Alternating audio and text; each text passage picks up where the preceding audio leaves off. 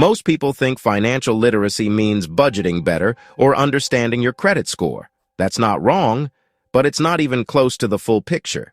Because buried beneath the books, the bank apps, and the polite advice from financial gurus are traps, subtle ones, designed to keep you just educated enough to feel in control, but not enough to break free.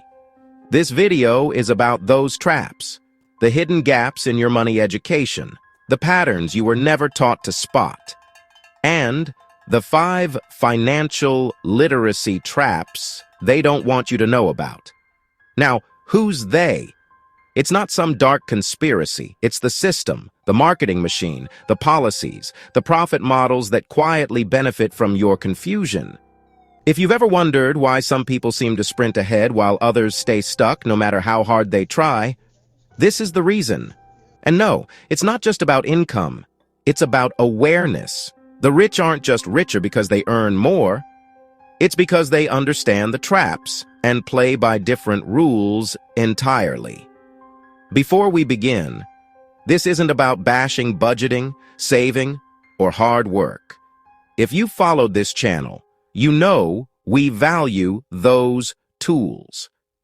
This video is about going one step further and exposing the things you were never told. In this video, I'll walk you through the 5 traps you were never warned about and show you how to sidestep each one. You'll see why conventional financial advice might actually be harming you and why what you don't know is far more expensive than any bad investment. Oh, and if you haven't yet watched our Compounding Comeback series, I recommend finishing this video first, then checking out part 1. You'll see how these ideas connect. So subscribe to the channel and let's dive in.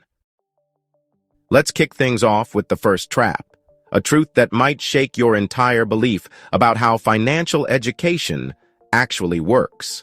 And that is the illusion of knowing enough. Here's something most people never realize until it's too late. Financial literacy is not a one-time achievement. It's not a test you pass, a course you take, or a YouTube video you watch and then done. But that's exactly the illusion that keeps millions broke. The belief that once you've learned how to budget, use a credit card, and maybe invest in an index fund, you're good. The system loves this illusion. Why? Because it creates a population that feels financially competent while still being highly vulnerable to debt traps, inflation erosion, and wealth plateaus. Let's be real.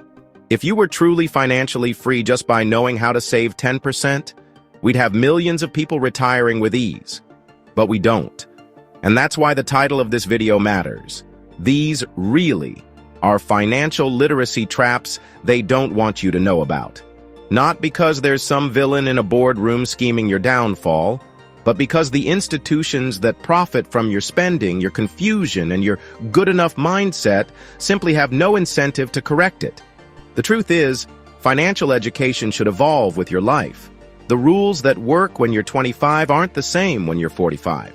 The advice that helps you make your first $10,000 will not help you protect $100,000. Yet most people never upgrade their thinking. They never ask, what's the next layer of truth I haven't been taught? So here's your first real step toward power. Question everything you were taught in school, in corporate onboarding, or from bank-sponsored financial workshops. Most of it is surface level, enough to function, not to thrive. Moving on to the next trap, one that's even more dangerous because it feels empowering, but it's not. Let's talk about the myth of working hard to escape poverty. We've all heard it. Just work hard and you'll make it. It's stitched into our cultural fabric, printed on mugs, and whispered like gospel in every motivational speech. But here's the uncomfortable truth. Hard work alone doesn't build wealth. It builds exhaustion, loyalty to employers, and often quiet frustration. Because the world isn't calibrated to reward effort. It rewards strategy, positioning, and ownership. Look around. Some of the hardest working people in society, nurses, construction workers, teachers, give everything they've got and still struggle to build real financial independence. Meanwhile, someone who owns the system they work in, the landlord, the franchise owner, the investor, sees their wealth multiply, sometimes without lifting a finger. So why does this myth persist? Because it benefits the system. It convinces millions to keep grinding without questioning why they're still stuck. And this is the second big lie behind the financial literacy traps they don't want you to know about. The idea that effort equals escape. It doesn't. To be clear, effort matters. It can build character, credibility, even opportunity. But effort without leverage is like rowing a boat with no rudder. You can push as hard as you want, but you're not steering your life. True financial literacy starts when you stop asking, how can I work harder, and start asking, how can I make my work produce income without me? This is the difference between being a laborer and becoming a builder of systems.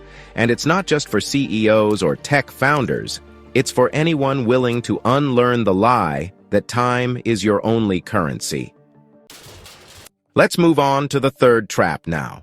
And this one is brutal because it disguises itself as good advice.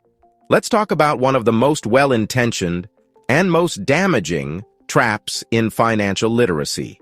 The belief that the path to wealth is paved by relentless saving and ruthless self-denial. Sounds familiar, right?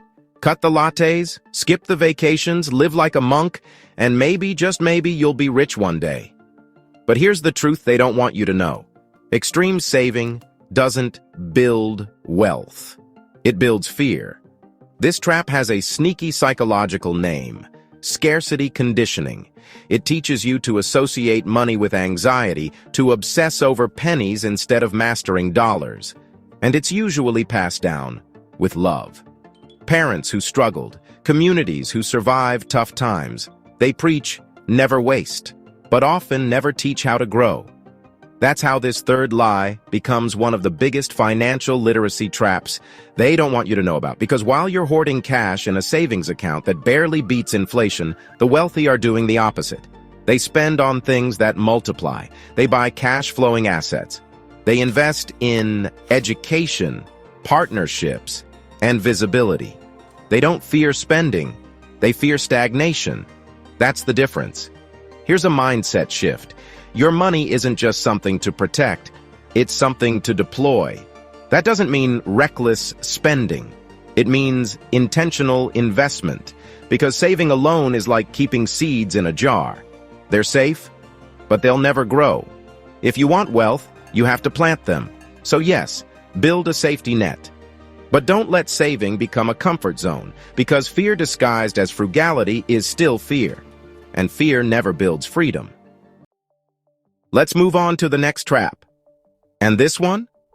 It explains why so many smart people still live paycheck to paycheck.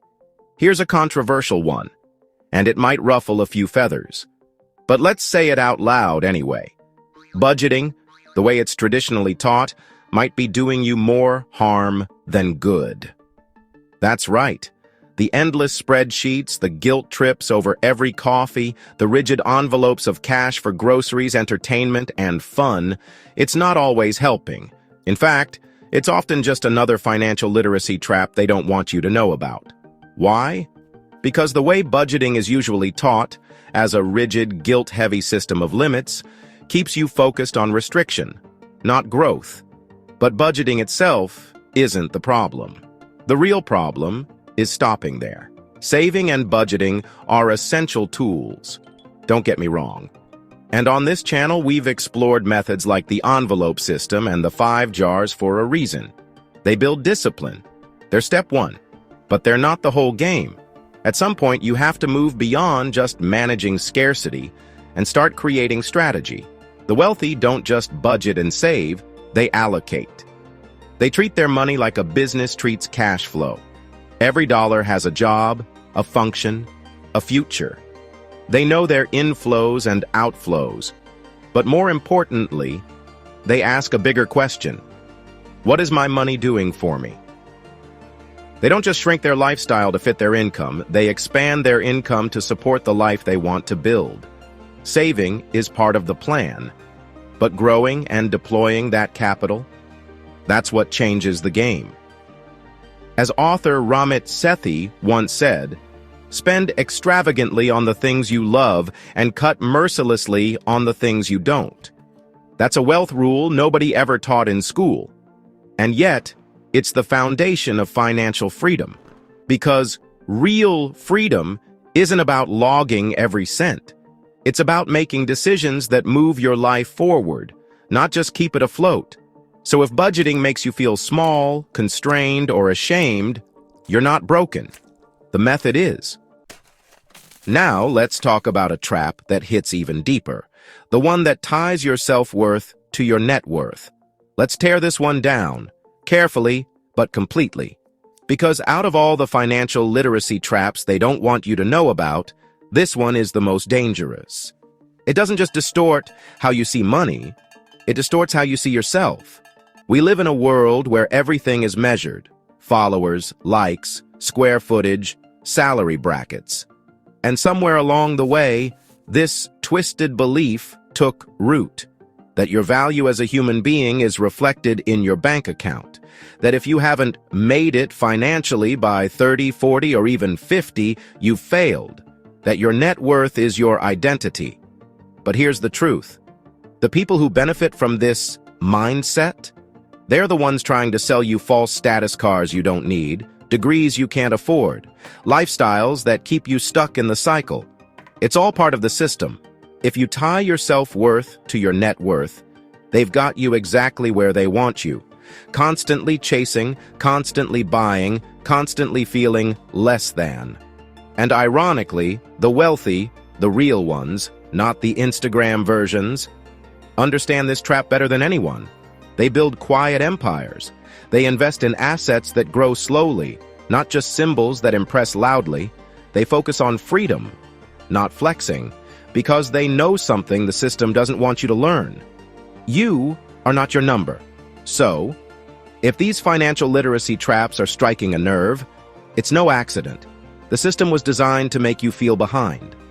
But here's the truth. That's not where your story ends. By the way, if you're enjoying the video so far and want me to create a follow-up where I dive deeper into the actual tools the wealthy use, just comment the word tools below. That's how I'll know you're with me. All right, let's move to the next subject, where we begin reclaiming your power, starting with the rule they never taught you, because it could have set you free. If you only take one thing from this video, let it be this. There's a reason some financial rules never make it into school curriculums, job trainings, or even most money books. Because once you understand this rule, you stop being controllable. And that's dangerous, not to you, but to the system that profits from your confusion. Here it is. Wealth is not built by earning more. It's built by owning more. Ownership of time, of decisions, of scalable assets is the game. But they don't want you to know that, because if you did, you'd stop renting your life by the hour. Think about it. They'll teach you how to write a resume, but never how to read a cash flow statement. They'll teach you how to climb a ladder, but never ask who built it or why.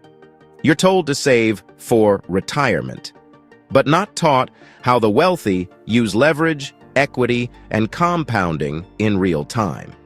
It's not about working harder. It's about getting on the other side of the table.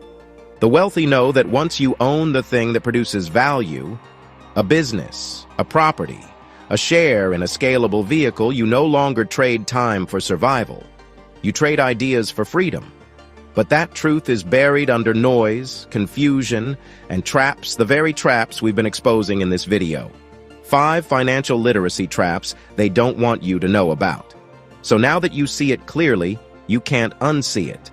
The question is, what will you do with it? In our final topic, we'll put it all together. And I'll show you how to start moving forward, even if you feel late to the game. Let's finish strong. Let's end where most people never even begin, with the truth that changes everything. You're not behind. You're not too old. You're not too broke.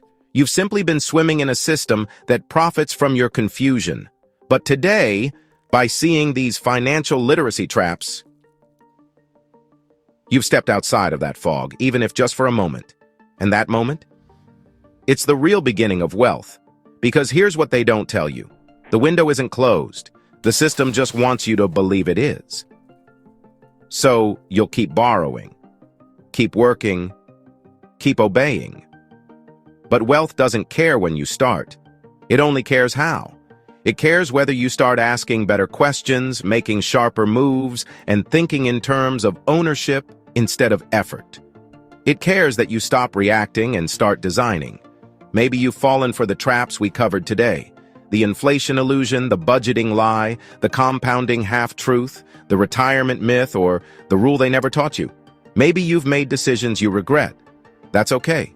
Regret only has power if it turns into paralysis, but if you turn it into fuel, you become unstoppable. So here's your next step. Go back and rewatch this video. Seriously, let it sink deeper. Then share it with someone who's still stuck in the fog, someone who needs this just like you did.